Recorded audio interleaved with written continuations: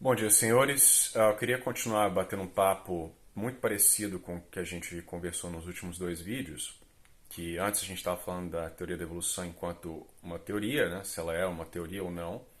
Hoje eu quero dar um passo além e discutir se a evolução é um fato, porque você vai escutar de muita gente que a evolução não é somente uma teoria, ela é um fato. E muitas vezes essas pessoas vão te fazer perguntas, como por exemplo, você acredita em evolução? Se você disser que não, ele vai te dizer então que você é um tolo que está rejeitando um fato. Agora, o grande problema desse tipo de pergunta é que ela é uma pegadinha.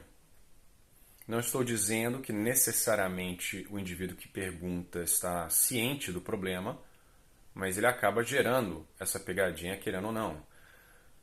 E essa pegadinha se dá pelo fato de que evolução é uma palavra equívoca. Ela pode significar 5, 10 diferentes coisas, dependendo da forma com que ela é utilizada. Então eu vejo textos tanto na literatura específica, científica, como na literatura leiga, em que no mesmo parágrafo o termo evolução é utilizado, sei lá, 3 vezes, e em cada vez significando uma coisa diferente. Então eu escrevi aqui alguns exemplos, não são todos, e alguns, dependendo do artigo, vão ser considerados até sinônimos, mas você pode ter, por exemplo, que evolução é a variação na frequência alélica ao longo do tempo. Talvez vai acrescentar pela seleção natural. Ou talvez outro local vai ser o surgimento de novas espécies, o processo que leva ao surgimento de novas espécies. Ou evolução vai ser microevolução, ou macroevolução, que às vezes é utilizado como sinônimo de surgimento de novas espécies, mas também vai dependendo de como você interpreta o que é uma espécie. Nós temos mais de 30 conceitos de espécies diferentes. Às vezes a evolução vai ser utilizada como ancestralidade comum, etc. Então, se você receber essa pergunta de alguém, você tem que obrigatoriamente perguntar o que é evolução. Defina a evolução para mim. E aí a gente pode, depois de definidos os termos da conversa, debater se ela ocorre ou não, se ela é um fato ou não. Então, por exemplo, micro e macroevolução são termos problemáticos, não é? Porque muitos evolucionistas vão te dizer que não há distinção entre isso daí. Que macroevolução nada mais é do que o acúmulo de mudanças ao longo do tempo. Então, é uma variação apenas de grau. Macroevolução é simplesmente microevolução por mais tempo. Outros evolucionistas, não estou falando de criações aqui, vão te dizer que não, que o processo de macroevolução ele envolve mudanças que não são microevolutivas. O surgimento de um novo órgão, de um novo balplan de um ser, não pode ser explicado por essas mudanças pequenas acumuladas ao longo do tempo. Por exemplo, o pessoal da síntese estendida vai argumentar isso daí. Os mutacionistas no século XX argumentavam isso daí. Os estruturalistas argumentavam isso daí. Então veja que não é. Você vai escutar com frequência, principalmente na mídia convencional, que não, é só criacionista que faz essa definição, essa distinção aqui. Não, pelo contrário. Dobzhansky fazia essa distinção. Ele era um grande evolucionista. Então veja que você dizer que macro e micro, por exemplo, é uma variação de grau, você está fazendo um postulado filosófico. Você está negando que haja uma diferença, por exemplo, de ontológica entre uma árvore e um cachorro. Mas a boa filosofia nos diz que existe um salto ontológico, por exemplo, da não-vida para a vida, do vegetativo para o animal e do animal para o homem, que tem um intelecto. Então, já de cara, você com a filosofia, você já pode dizer que não é uma mudança de grau a partir de uma planta para um animal, seja lá qual ele for. tem que haver um salto ontológico. E naturalmente, se isso fosse possível, por causas naturais, seria um tipo de causa diferente do que uma causa que altera detalhes, acidentes de uma planta. Então, acaba que o que está sendo postulado no caso, por exemplo, dessas mudanças graduais ao longo do tempo gerar qualquer coisa, é a doutrina de Heráclitos, que tudo é mudança, que nós falamos nos últimos vídeos, disfarçada de ciência. Então você vai ver aí diversos e diversos artigos, científicos ou não, dizendo, olha, a evolução está acontecendo agora. Nos homens, por exemplo, estão nascendo pessoas com menos pessoas com um dente do siso. Evolução é um fato. Olha, tem pessoas nascendo com uma artéria a mais. Evolução é um fato. Agora entenda o seguinte, você mostrar que a perda de um dente é o mesmo processo que gera o surgimento de um novo órgão é algo absurdo. A própria mutação, ela pressupõe a existência do DNA para que ele possa mutar. Então, a mutação jamais pode explicar a origem do DNA, nem do sistema de reparo do próprio DNA. Então, veja que a coisa não é tão simples como os evolucionistas dão a entender. E veja que a maior parte das pessoas entende por evolução a ancestralidade comum. O fato de que toda a vida na Terra é aparentada de uma forma ou de outra. Inclusive, não fosse isso daqui, o evolucionismo não teria nenhum tipo de concordância, porque cada evolucionista acredita em alguma coisa.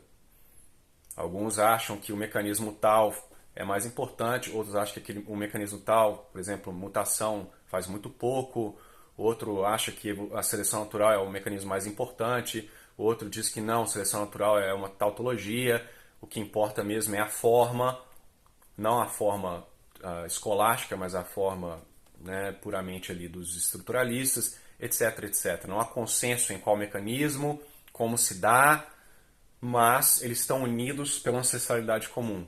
Mas até isso aqui, se você cavucar um pouquinho, você vai encontrar evolucionistas que aceitam que talvez a vida tenha surgido mais de uma vez e que haja então uma politomia ali, desculpa, não, politomia não é outra coisa, mas uma evolução independente, que a vida não é monofilética. Ela não nasceu de um único ramo, foram de 2 ramos, 3. Talvez mais parcimoniosamente um ramo, mas qual é a garantia? Não estávamos lá na origem da vida para saber. Então não há consenso. Então, o que é fato? É fato que há variação alélica ao longo do tempo. Seleção natural, como eu já falei, é um efeito, ela não é uma causa de nada, mas ocorre, esse efeito ele ocorre, porque existem variações entre indivíduos e alguns indivíduos podem ou não se dar melhor que os outros. Se você quer definir isso daí como seleção natural, tudo bem.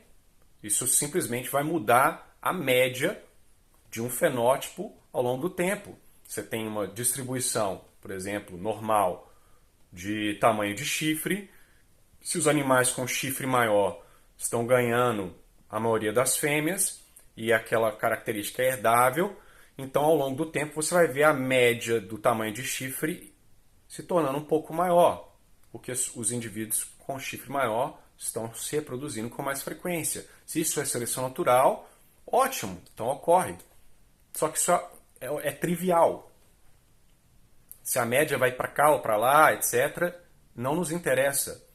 E o sujeito se basear nesse tipo de exemplo para dizer, logo evolução é um fato, querendo dizer ancestralidade comum, não. Espera lá. Se um chifrezinho fica maior, a média dos chifres aumenta ao longo do tempo, não é o mesmo processo que explica a origem do chifre para começo de conversa. Né? porque esse processo de seleção natural ela vai pressupor já a variação e o chifre. Então, qual é o fato?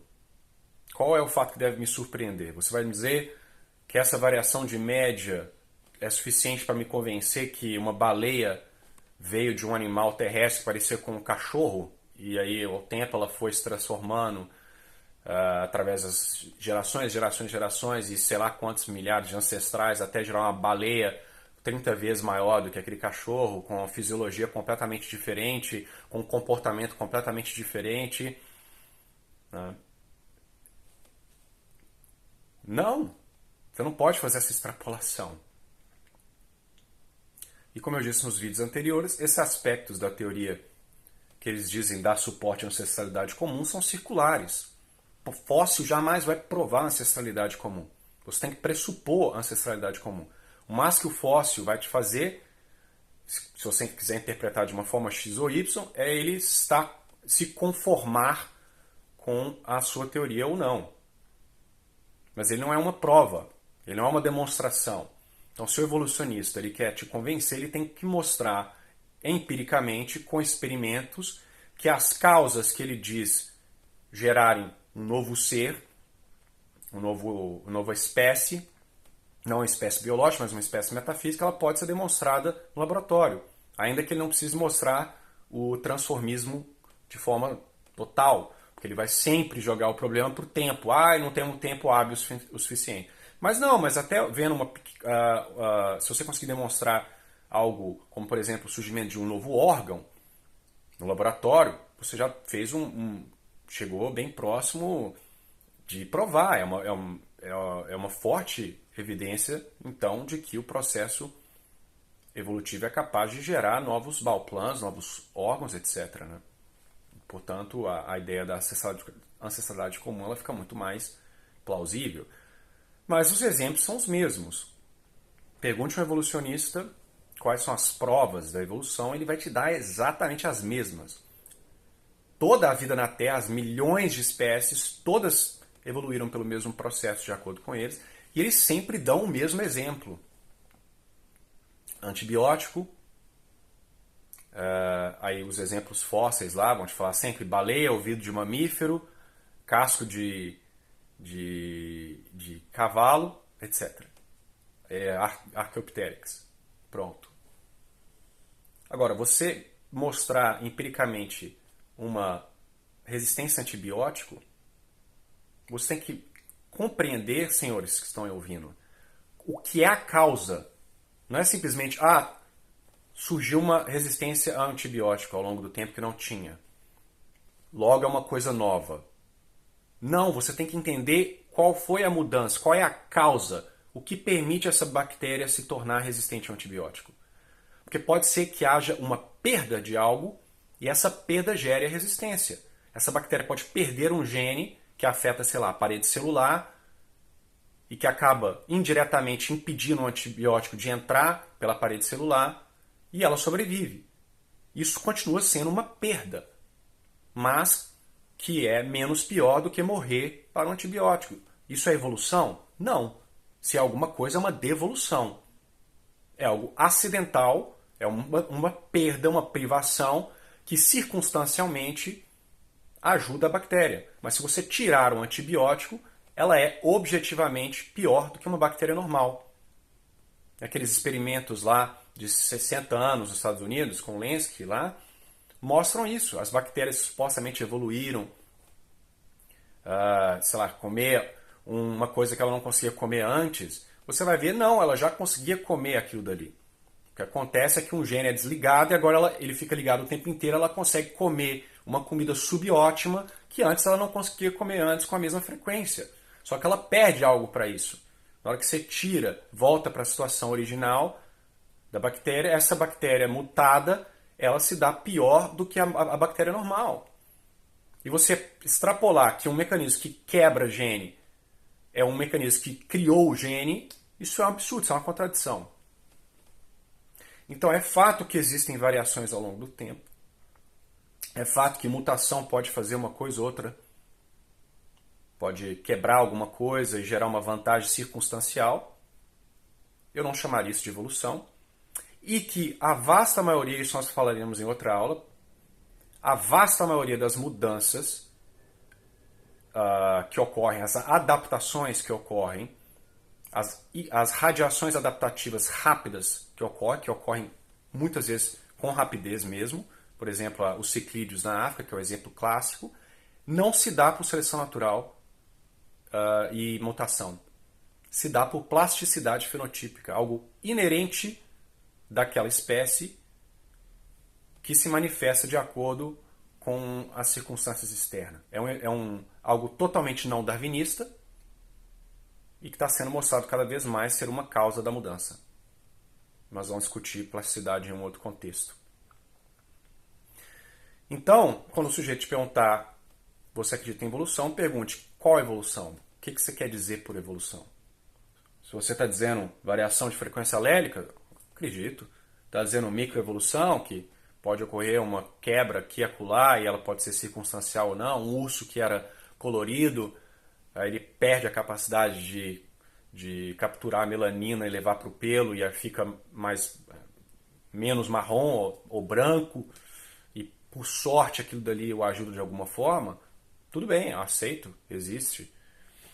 Macroevolução? Depende. O que você chama de macroevolução? Tem biólogo que vai te dizer que macroevolução é observável. Por quê? Porque ele acha que os tentilhões de Galápagos, que só varia tamanho de bico, cor e tamanho, que são características acidentais, são novas espécies. Se você quiser determinar aqueles grupos, aquelas populações por espécies, de forma heurística, espécies biológicas, porque elas têm algum interesse ecológico para se estudar, tudo bem. Mas um tomista, quando ele diz espécie, ele está pensando numa espécie metafísica, ele está pensando numa forma substancial, uma essência, o que é que seja, dependendo do contexto. E isso não é uma transformação substancial, não há uma nova forma, não há uma nova essência sendo formada nesse processo. Continua sendo um tentilhão com um bico maior. Então, se por macroevolução você quer dizer isso daí, tentilhão na Ilha Galápagos, então eu acredito em macroevolução. E você dizer que o mesmo processo que gera os tentilhões, nesse caso, é o mesmo que gerou a baleia, ou fez peixe virar réptil, é um absurdo. Você está, mais uma vez, usando o termo de forma equívoca, está supondo que a contradição que o processo que gera variação de algo pré-existente foi o que criou aquilo que varia. Que não é o caso. Né? Ancestralidade comum. De novo, eu sou ancestral da minha mãe. Desculpa, minha mãe é minha ancestral. Então, algum tipo de ancestralidade comum sempre vai ter. Os cachorros vieram dos lobos.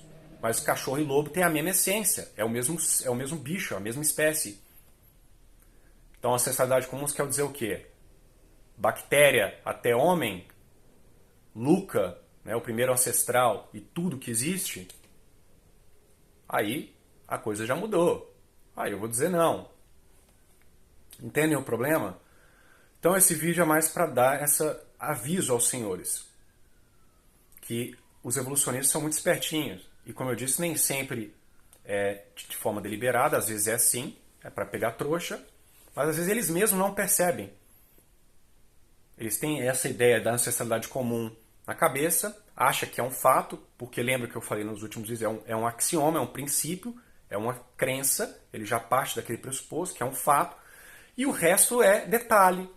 Se eu não sei qual o mecanismo que funciona, se é seleção com mutação, se é plasticidade, se é lamarquismo, darwinismo, se é estruturalismo, não interessa, porque ancestralidade é um fato, ponto, acabou.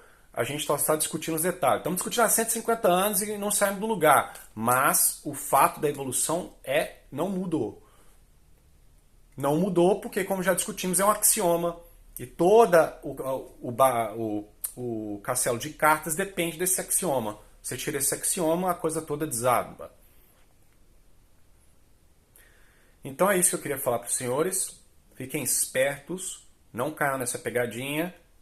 Peça para os termos da conversa ser delimitados e não deixe o evolucionista ficar cometendo essa falácia, não é? Essa troca de significado constante para te pegar. Né? Então é isso. Tenha um excelente domingo e fique com Deus.